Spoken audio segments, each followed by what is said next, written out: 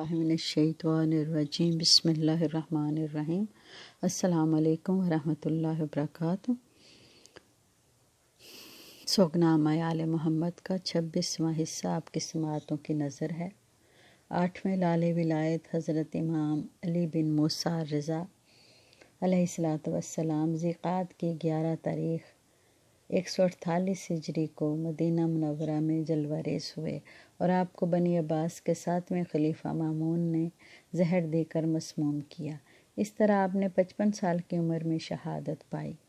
آپ کا محل شہادت ثنا باد نقان تھا، جو آج کل مشہد کے محلوں میں سے ایک محلہ ہے۔ آپ کا مرقد شریف ایران کے مشہور شہر مقدس مشہد میں واقع ہے، جو آپ کے وجود اقدس کے صدقہ میں مرجع خلائق ہے۔ آپ کی امامت و ولایت کا دورانیہ 20 سال پر محیط ہے۔ آپ کی امامت کا 183 ہجری آغاز ہوا اور 203 ہجری پر اختتام۔ آپ نے اس دوران 17 سال مدینہ منورہ میں گزارے اور آخری 3 سال خراسان میں۔ امام رضا علیہ السلام کی امامت کا دورانیہ 183 ہجری سے لے کر 193 ہجری ہے۔ یہ وہ زمانہ تھا کہ جس کی بنو عباس کے 5ویں خلیفہ ہارون رشید کے پاس زمام حکومت تھی۔ ہارون ہی امام موسیٰ بن جعفر علیہ السلام کا قاتل تھا۔ امام علی رضا علیہ السلام اس وقت مدینہ میں تھے۔ آپ پر ہارون اور اس کے حاکموں کے جاسوسوں کی کڑی نگاہ تھی۔ وہ امام کے قتل کے بہانے ڈھونڈتے رہتے تھے اور ہر وقت سازش کرتے رہتے تھے۔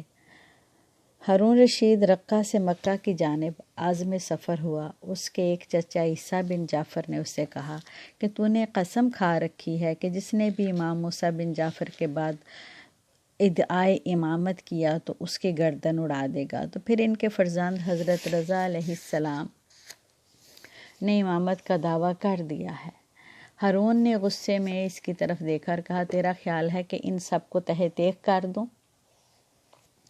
صفوان بن یحییٰ کا بیان ہے کہ حضرت امام موسیٰ کاظم علیہ السلام کی المناک شہادت کے بعد آپ کے فرزند عالی قدر امام علی رضا علیہ السلام خطبہ ارشاد فرما رہے تھے اور اپنی امامت و ولایت کا اظہار کیا تو مجھے تشویش لاحق ہوئی۔ میں نے مولا کی خدمت میں حاضر ہو کر عرض کیا، آپ نے اپنی امامت کا اعلان تو کر دیا، لیکن مجھے ہارون کے ظلم و ستم سے بہت ڈر لگ رہا ہے۔ امام نے فرمایا، وہ جو چاہے کرے، مجھ پر تسلط نہیں جما سکتا۔ صفوان کا کہنا ہے کہ مجھ تک باوثوق ذرائع سے ایک خبر پہنچی کہ ہارون کے وزیر یحییٰ بن خالد برمکی نے ہارون سے کہا ہے کہ موسیٰ کاظم علیہ السلام کے فرزند امام علی رضا علیہ السلام نے اپنی امامت کا اعلان کر دیا ہے۔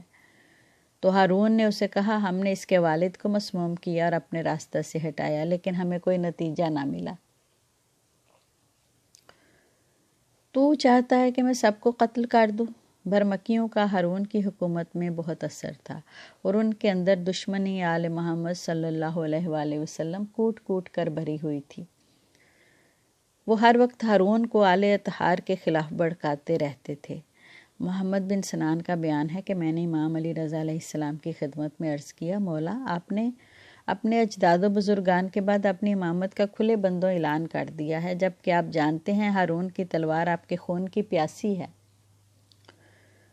امام نے فرمایا، اس کے رسول اکرم کی حدیث نے مجھے اس کام کو کھلے عام اعلان کرنے کی جرأت بخشی ہے۔ آپ نے فرمایا تھا، اگر ابو جہل میرے سر کا ایک سفید بال بھی ٹیڑھا کر سکے تو تم کہہ دینا کہ میں پیغمبر نہیں ہوں۔ میں بھی تمہیں کہتا ہوں، اگر ہارون میرے سر کا بال بھی اکھیڑ سکے تو مجھے امام نہ کہنا۔ ابا سلط حروی کا کہنا ہے کہ ایک دن امام رضا علیہ السلام اپنے گھر پر موجود تھے کہ ہارون کے قاصد نے آپ کو اس کا پیغام دیا کہ ہارون آپ کو یاد کر رہا ہے، لہٰذا آپ فوراً اس کے پاس جائیں۔ امام اٹھے، آپ نے مجھے فرمایا، اے ابا سلط، ہارون نے مجھے اس وقت اس لیے بلایا ہے کہ وہ مجھے اذیت دے، لیکن خدا کی قسم وہ میرا بال بھی بیکا نہ کر سکے گا۔ مجھ تک میرے جد نامدار رسول اکرم صلی اللہ علیہ وآلہ وسلم کے توسط سے چند دعائیں ہیں جو اس کے غیظ و غضب کو سرد کر دیں گی اور وہ میرا کچھ بھی نہیں بگاڑے گا۔ ہم امام کے ہمراہ ہارون کے پاس گئے۔ امام نے اپنی نگاہیں ہارون پر ڈالیں تو آپ کے لب کچھ پڑھنے میں مشغول تھے۔ جب امام ہارون کے پاس پہنچے تو اس نے آپ کے چہرہ اقدس کی طرف دیکھا اور کہا، اے ابو الحسن، میں نے حکم دیا ہے کہ 1,00,000 درہم آپ کو دے دیے جائیں تاکہ آپ ان پیسوں سے اپنے گھریلو اخراجات چلائیں۔ جب امام ہارون سے جدا ہو کر باہر آئے تو وہ پھر پریشان ہوا کہ میں نے تو کچھ ارادہ کیا تھا لیکن خدا نے مجھ سے کسی اور چیز کا اظہار کروا دیا، لہٰذا خدا کا ارادہ بہتر ہے۔ ان تاریخی واقعات سے واضح ہوتا ہے کہ امام رضا علیہ السلام اور آپ کے باوفا ساتھی کس طرح حکومت کو کھٹکتے تھے اور حکومت کی نگاہ آپ پر کس طرح مرکوز تھی، لیکن حقیقت تو یہ ہے کہ ہارون امام کاظم کی المناک شہادت سے اجتماعی اور سیاسی شکست کھا چکا تھا۔ وہ امام علی رضا علیہ السلام سے ظاہری طور پر خوشگوار مراسم رکھنا چاہتا تھا، لیکن در پردہ اس کے اندر دشمنی آل محمد صلی اللہ علیہ وآلہ وسلم کوٹ کوٹ کر بھری ہوئی تھی۔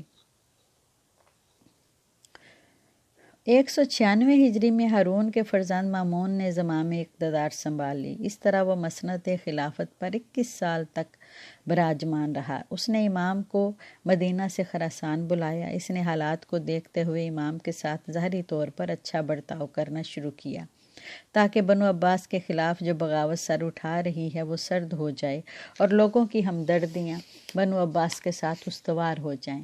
اسی مقصد کے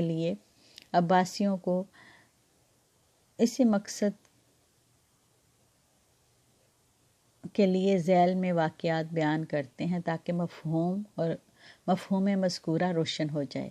عباسیوں کو اپنے دور خلافت میں 2 محاذوں کا سامنا تھا۔ ایک طرف ان کی علویوں سے جنگ تھی اور دوسری طرف ایرانیوں سے مبارزہ۔ اکثر محققین کا نظریہ ہے کہ اسی امر کے باعث مامون نے مولا امام علی رضا علیہ السلام کو خراسان طلب کیا اور آپ کو ولی عہدی کی پیشکش کی تاکہ اس کی اس روش سے ایرانی بھی خوش ہو جائیں اور علوی بھی راضی ہو جائیں، کیونکہ ایرانیوں میں حب اہل بیت کوٹ کوٹ کر بھری ہوئی تھی اور وہ ہمیشہ علی علیہ السلام اور اولاد علی علیہ السلام کے دامن سے منسلک رہے۔ لہٰذا مامون نے حالات کا جائزہ لیتے ہوئے اور فضا کو ہموار کرنے کے لیے یہ چال چلی۔ امام اس کی چالوں سے آگاہ تھے اور اس کے فریب میں آنا نہیں چاہتے تھے، چنانچہ انہوں نے اپنی حکمت عملی سے اس کی بہت بڑی سازش کو ناکام بنا دیا۔ اس طرح لوگ مامون کی روش کو سمجھ گئے کہ یہ اپنے باپ کی طرح طاغوتی بادشاہ ہے اور اس کی اطاعت شیطان کی اطاعت ہے۔ مامون نے 200 ہجری میں اپنے خطوط دے کر چند قاصد امام رضا علیہ السلام کے پاس بھیجے۔ انہوں نے امام علیہ السلام کو خراسان آنے کی دعوت دی۔ امام سمجھ گئے کہ اس سفر میں طاغوت نے سازش کا کوئی جال بچھایا ہے اور مجھے نقصان پہنچائیں گے۔ جب ہارون کے کارندے امام رضا علیہ السلام کو مدینہ سے خراسان لے جانے کے لیے پہنچے تو حضرت اپنے جد امجد رسول اکرم صلی اللہ علیہ وآلہ وسلم کو الوداع کرنے کے لیے مسجد نبوی کے نزدیک قبر رسول پر گئے۔ آپ کئی دفعہ اپنے نانا کی قبر کے اندر جاتے، باہر آتے اور پھر واپس پلٹ جاتے اور ہر دفعہ روتے روتے آپ کی ہچکی بند جاتی۔ محول سجستانی کا بیان ہے، میں بارگاہ امام رضا علیہ السلام میں گیا۔ میں نے آپ کی خدمت میں سلام عرض کیا، آپ نے میرے سلام کا جواب دیا۔ میں نے امام کو خراسان جانے پر مبارکباد دی تو آپ نے فرمایا، میرے ساتھ چلو کیونکہ میں اپنے نانا کی نگری کو چھوڑ کر جا رہا ہوں اور دنیا سے سفر کی حالت میں جاؤں گا۔ میری قبر ہارون کی قبر کے نزدیک ہوگی۔ میں امام کے ہمراہ خراسان گیا۔ میں اس وقت تک امام کے ساتھ رہا جب تک آپ نے اس دنیا سے کوچ نہ کیا۔ آپ کی شہادت کے بعد آپ کو ہارون کی قبر کے پاس دفن کیا گیا۔ امیہ بن علی کہتے ہیں، میں 1 سال ادائیگی حج کے لیے مکہ میں تھا کہ امام علی رضا علیہ السلام نے مراسم حج میں شرکت کی اور پھر وہاں سے آپ خراسان عازم سفر ہوئے۔ آپ کے ہمراہ آپ کا 5 سالہ فرزند امام جواد بھی تھا۔ امام نے خانہ خدا کو الوداع کیا۔ آپ طواف سے فارغ ہوئے، مقام ابراہیم کے پاس گئے، وہاں آپ نے نماز پڑھی۔ آپ کے فرزند ارجمند امام جواد علیہ السلام آپ کے غلام موفق کی دوش پر تھے اور وہ انہی کو طواف کرا رہا تھا۔ امام جواد حجر اسماعیل کے نزدیک اس کے کندھوں سے نیچے اترے اور کافی دیر تک وہاں بیٹھے رہے۔ موفق نے عرض کیا، میرے ماں باپ آپ کی عظمت پر قربان، آپ اٹھیں۔ امام جواد علیہ السلام نے فرمایا، جب تک خدا نہ چاہے گا میں اپنے مقام سے نہیں اٹھوں گا۔ اس وقت آپ کے چہرے پر پریشانی کے آثار آشکار تھے۔ موفق امام رضا علیہ السلام کے پاس گیا اور اس نے کہا، میں آپ پر قربان، حضرت جواد حجر اسماعیل کے پاس بیٹھے ہوئے ہیں اور اٹھتے نہیں ہیں۔ امام رضا اپنے فرزند کے پاس آئے اور فرمایا، میرے لال اٹھو۔ امام جواد نے بارگاہ رضا علیہ السلام میں عرض کیا، بابا جان میں کس طرح اٹھوں؟ آپ تو خانہ خدا کو اس طرح الوداع کر رہے ہیں کہ گویا دوبارہ آپ نے یہاں آنا ہی نہیں۔ امام رضا علیہ السلام نے فرمایا، اے میرے حبیب، آپ اٹھیں۔ پھر اس وقت امام جواد اٹھے اور اپنے والد بزرگوار کے ہمراہ روانہ ہوئے۔ امام رضا علیہ السلام نے جب اپنے نانا کے شہر مدینہ کو الوداع کہا تو آپ نے اپنے خاندان کے افراد اور وابستگان کو جمع کیا اور فرمایا، تم سب مجھ پر گریہ کرو تاکہ میں تمہارے گریہ کی صدا سن سکوں۔ زیارت امام رضا علیہ السلام میں اس موضوع کی طرف اشارہ ہوا ہے، سلام ہو اس پر کہ جس نے اپنے اہل و عیال کو اپنی شہادت سے پہلے حکم دیا کہ مجھ پر گریہ کرو اور نوحہ پڑھو۔ پھر آپ نے ان میں 12,000 دینار تقسیم کیے اور انہیں فرمایا کہ اس کے بعد میں ہرگز تمہارے پاس نہ آ سکوں گا۔ پھر آپ اپنے فرزند امام جواد کا بازو تھام کر انہیں اپنے جد امجد رسول خدا صلی اللہ علیہ وآلہ وسلم کی قبر کے پاس لے گئے۔ آپ نے ان کا ہاتھ قبر رسول پر رکھا اور جسم روضہ رسول کے ساتھ مس کیا، یوں آپ کو رسول خدا کے سپرد کیا اور آپ کی حفاظت و سلامتی کے لیے اللہ سے دعا کی۔ حضرت امام جواد علیہ السلام نے اپنے بابا کی طرف حسرت بھری نگاہوں سے دیکھا اور کہا، خدا کی قسم، آپ خدا کی طرف چلے جائیں گے؟ پھر امام رضا علیہ السلام نے اپنے تمام خادموں، محبوں، موالیوں اور وابستگان کو حکم دیا کہ تم سب امام جواد علیہ السلام کی اطاعت کرو، ان کی حکم عدولی اور مخالفت ہرگز نہ کرنا۔ یوں آپ نے انہیں سمجھایا کہ امام جواد آپ کے جانشین ہوں گے۔ اللہم صلی علی محمد وآل محمد وعجل فرجہم۔ مومنین و مومنات، میں نے بہت سے عربی اور فارسی جو بھی عبارتیں تھیں ان کو اس لیے نہیں پڑھا تاکہ یہ ضخیم کتاب جو ہے جلد سے جلد آپ کی سماعتوں کی نظر کر سکوں۔ دعا کریں کہ اللہ تعالیٰ مجھے توفیق دے کہ یہ جو کتابیں ہیں، نایاب کتابیں، ان سب کو میں آپ تک پہنچا سکوں۔ جزاک اللہ۔ الا لعنت اللہ علی قوم الظالمین۔